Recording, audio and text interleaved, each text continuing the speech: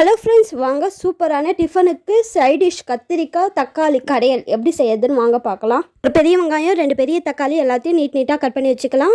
தக்காளி தான் இதுக்கு அதிகமாக தேவைப்படும். கத்திரிக்காய் பெருசாக கட் பண்ணி வச்சுக்கலாம். 3 பல் பூண்டை உரிச்சு வச்சுக்கலாம், தோல் உரிச்சு. குக்கர் வச்சு வெங்காயம், தக்காளி, பூண்டு, கத்திரிக்காய், வரமிளகாய் 5 காலத்துக்கு ஏற்ற மாதிரி சேர்த்துக்கோங்க. மஞ்சள் தூள், பெருங்காயம் ஒரு சிட்டிகை போட்டு 2 ஸ்பூன் எண்ணெய் விட்டு குக்கரை க்ளோஸ் பண்ணி 5 விசில் விட்டு ஏற்றுக்கணும்.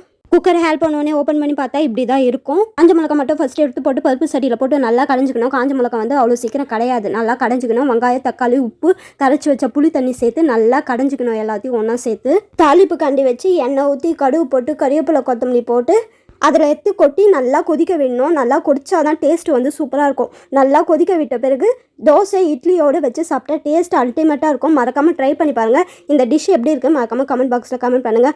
என் சேனலை சப்ஸ்கிரைப் பண்ணி பாருங்கள். அப்போ தான் எனக்கு வீடியோ போல மோட்டிவேஷனாக இருக்கும். லைக் பண்ணுங்கள், ஷேர் பண்ணுங்கள், கமெண்ட் பாக்ஸில் கமெண்ட் பண்ணுங்கள். ஓகே ஃப்ரெண்ட்ஸ், அடுத்த வீடியோவில் பார்க்கலாம். பாய் பாய்.